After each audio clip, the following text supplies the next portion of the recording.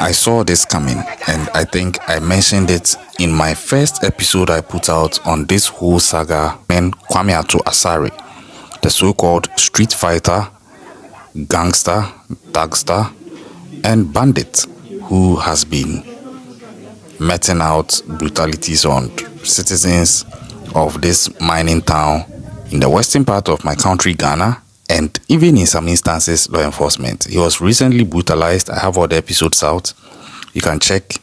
I think this is about the 4th episode I'm putting out. The whole story is one crazy ride, but eventually Kwame Ato Asari has also been brutalized by a rival gang who had, in their words, more stronger spiritual powers than him.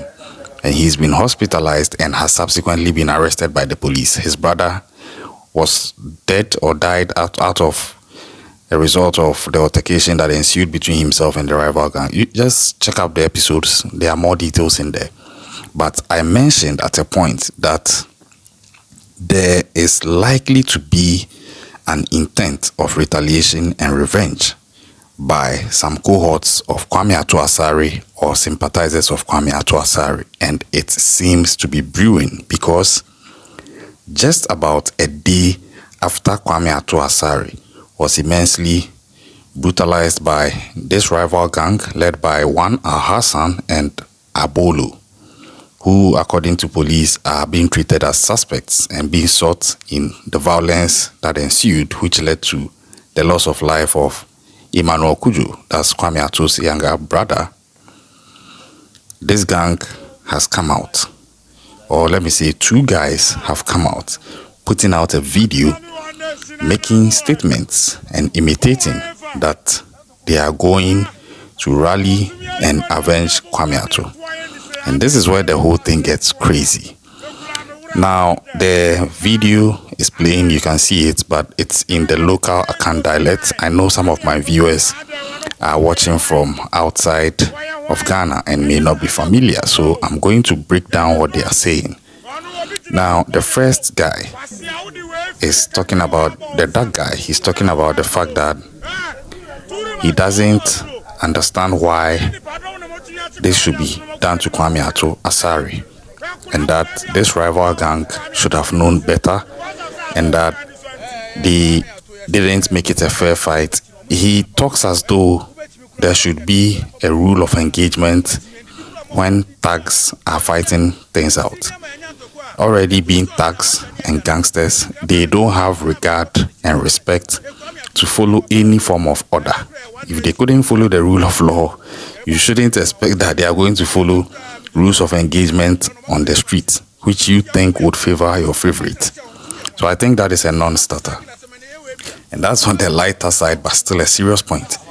And the second bit has to do with the fact that this second guy comes in and he makes certain statements which in itself might get him into trouble, talking about the fact that he thinks Kwame Ato Asari should eliminate all his minions who abandoned him during that fight and led to him being captured and humiliated that way.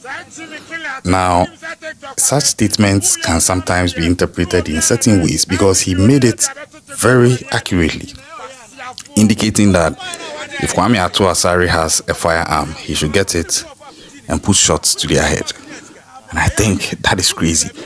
I foresee and I anticipate or suspect that these guys are into that type of life at where they are. They are not so much educated about certain things with regards to the law, so they may think it's all about sensations and gang loyalty. But we've already seen where that brutality meted out to Kwame Ato Asari and the circumstances around it, that gang loyalty in itself is only as strong as the strength of the tide favoring the gang. So if the gang is enjoying good times, the loyalty seems strong. But when the bad days come, the loyalty just fades. Kwame Ato Asari allegedly has already been abandoned by his gang, and that was a contributing factor to him being overpowered and brutalized. And you are still here trying to claim gang loyalty.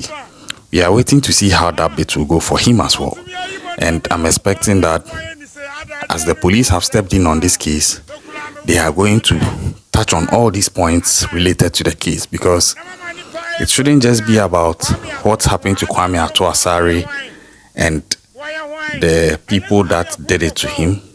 All these elements should come in, because in the spirit of proactivity, I think the best approach would be to make sure that at the end of the day, there are no elements left to possibly rise again and create another Kwame Ato Asari in that town.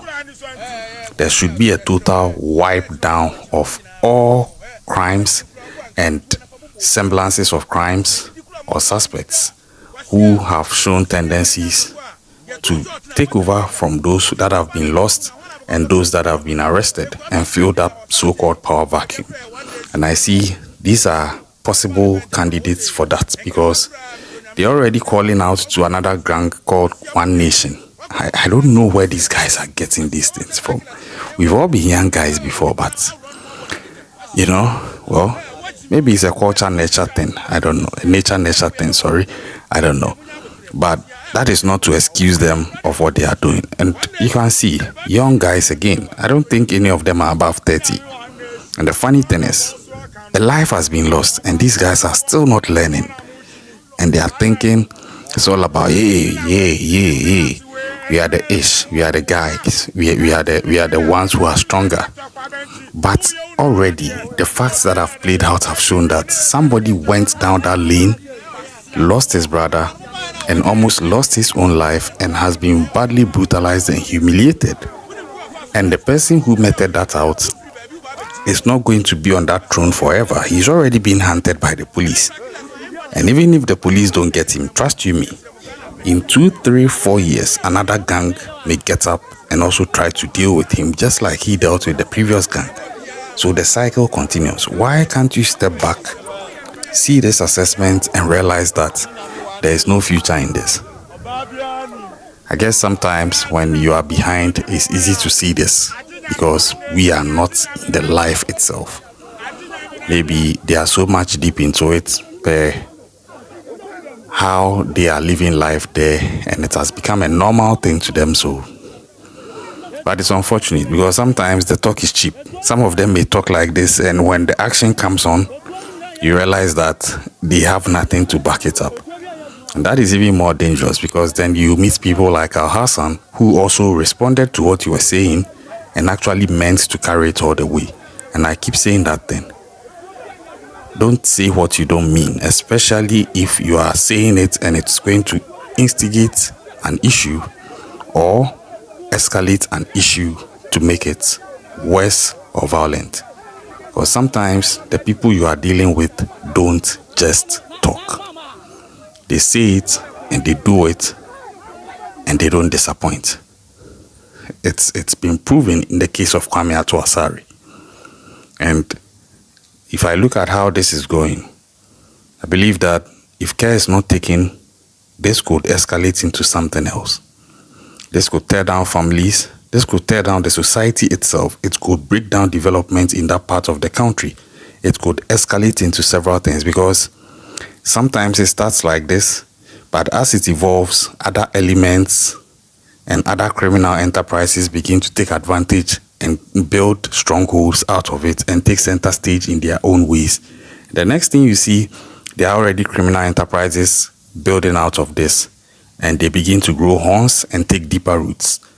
Because already, per the incident involving Kwame Ato Asari's brutality, the police were able to recover pump-action guns. Where did these small boys get these weapons? Kwame Ato Asari is just 25 years old. His brother is 23 years old. They are having these weapons. Where did they get them from? Where did they get the money? Obviously, we know it's from Galamsey. So these are becoming semblances and attributes of the illegal mining activity in itself, which the government is trying to combat. Now, aside it, destroying water bodies, creating health and cancer challenges for the citizens of the country, see the other canker it's creating. These youth are corrupted because probably they've seen a lot of money early, but they didn't see much wisdom to guide them on how to go about life. So they are doing stupid and crazy things with the money. and their lives for that matter. I'm following this case. Like I said, I'm expecting and hoping and actually believing that the police are already looking at all these things. I think they are going to do a very thorough work. I believed in them. I know the Ghana police are one of the best on the continent, and I don't think this is something that is above them to handle and resolve. Turn on post notifications after subscribing. Let me know your views in the comment section, and I'll catch you on the next one. Stay safe out there.